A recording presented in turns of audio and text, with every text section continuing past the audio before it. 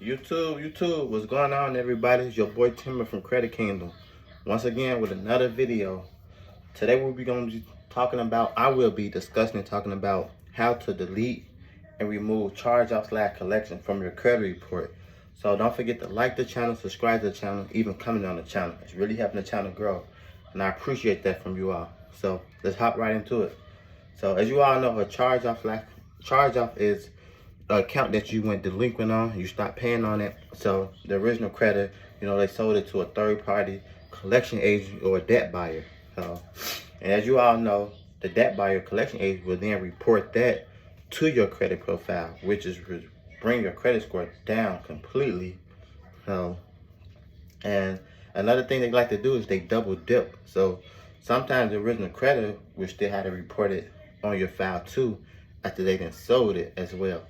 So now the collection agent is now having on your credit report as well. So you are being penalized for one item 2 times, which is illegal for them to do that. So that's a way how you can get both items, taken off your credit report just by sending letters to the credit bureau. And another way you can get these items removed is asking for a debt validation letter from the collection agency. So they have to tell you who your original creditor was, the amount, the terms and conditions, the credit application, the agreements. It's a lot of information that they have to, show you as proof that you are in fact the true, the debtor in this case. And most of the time they don't have all the information because, like I said, for businesses, you want to lower your expense and increase your cash flow. So what they do is they don't want to, spend more money on all these documents, and so they just want to charge you, way more money by racking up the interest rates and from the previous balance. So once that happens, you could then, like I said, once you request your debt validation, they can't, provide that all the information to you within 30 days. They have to remove it and delete it from your credit report. And so like if you were one of the people who say, hey, I just want to, negotiate, I want to pay my debt. So like if you had a $5,000 debt, and you wanted to pay it, but you didn't have an entire, $5,000. They called you, say, hey, is this such and so? Do you live at this address? And you agree to everything. And so of course you are on a recorded line, so they have physical evidence of you, stating that you are who they say you are, and you owe this amount of debt. So you say, okay, you want to pay it, so you don't have the $5,000, so you negotiate, say, I don't have, the entire $5,000. I just have, $1,500 or $2,000 right now. And mind you, they paid pennies on the dollars for it. So the debt was $5,000. They maybe bought it for maybe $300-400. So the original credit, they got something on it. So, and as you all know, the original credit fill out a 1099-C as well. 1099-C is a cancellation of debt, so they forgave it. So of course, it's a tax write-off for their business. But for you, it is no benefit because sometimes the IRS, anything over $600, they can collect on because it was, gave it to you as income. So sometimes the IRS will, come after you for the money that you owe. So if it was $5,000 and they completely, if you completely didn't pay anything on the $5,000, the IRS can sometimes, if they want to, like I said, they can come after you and say, you owe us this amount, or they can literally, legally, take your taxes or, garnish your wages and your paycheck and things of that nature, depending on, the magnitude of the type of debt that you had. Because IRS, they are the collection agency, as I like to say. So back to it, on how you remove charge-off collection. Another method, like I said, if you want to pay on it, say if you only had like $1,500 at the time, say, hey, I only got this. That's all I have.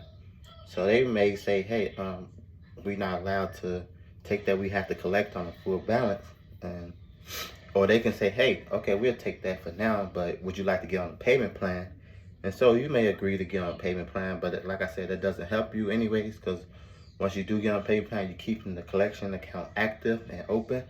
And it doesn't, a myth is that once you pay off collection account, it increase your credit score, which it doesn't increase your credit score. Credit Karma make it look like you increase your credit score because they have a lot of people information that they can sell back and forth. So they set up their system and software to make it look like once you pay off a collection, it increase your score. But if you actually look at a real credit monitoring service, such as like Identity IQ or Experian, once you pay off a collection, it don't do nothing for your credit.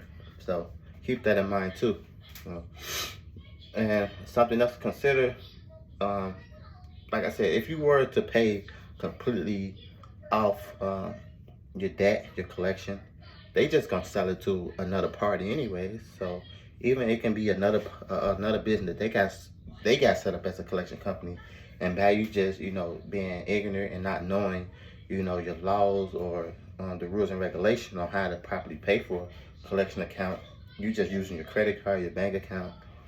So they just taking the money out, and it still get reported on credit, but then they can now sell that to another company for more money or less money. Now they just double dip. So they got money from you, and they just got money from another third party collection company, or maybe they own other collection company.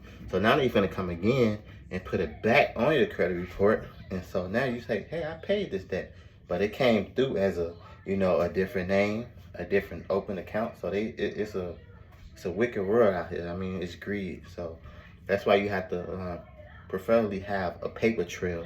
So you never want to use your actual credit card, debit card, or your bank account. You want to actually use a money order or a money order, or what's the other one?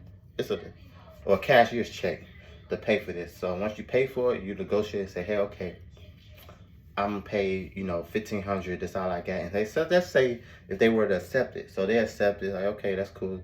You don't want to say, oh, it's paid in full, because you're not really paying in full. So that collection company not gonna accept it. So they're like, okay, you're not paying in full. We just add, paid as agreed, right? So you say, okay, we do paid as agreed, and ask for an email stating that they will remove it. It's called a deletion, a letter of deletion that they remove from your credit report. So once you get that from them, and you send them a cashier's check, and say like if it's still reporting on your profile, you can then send that letter to whichever bureaus it's reporting to, Experian, Equifax, TransUnion, the letter of deletion. So they will automatically remove it once you send them that letter, certified mail with a return receipt with the tracking number, so you can know exactly what's going on. You always want to have a paper trail with this information. So, and let's just say, for instance, once they do, say like you didn't want to ask for the letter of deletion, you just paid for it with a cashier's check. Once y'all agree on the terms and conditions that you're gonna be paying $1,500, you want to, when you actually get that, go to your cashier's check or get your the money order, you want to write in a memo section, you want to write pay in full as agreed, even though the original balance was $5,000, because once they receive a check, they not just gonna not cash it. It's $1,500. It's something. So they gonna cash that check, and once you see that money was taken out the account from the cashier's check or the money order, you can use that as evidence too, because in the memo section it said paid in full as agreed. So now you have a paid in full collection account that you can pretty much leverage by sending that. Get a copy of your cashier's check or money order, and pretty much you have the letter of deletion too. I say get that as well. So you want to have as much evidence as possible so don't remove this collection. So you want to get that too, and you want to send all this information, copies of this information, certified mail, to the credit bureau it's reporting to. So, and once you have that, all that paperwork and document situated, they have no choice but to follow the rules and regulations and law of the Fair Debt Collection Practices Act and the Fair Credit Reporting Act to remove this item from your credit report. So that's if you wanted to pay pay your collection account. So no matter how much you write the check for, they cash it.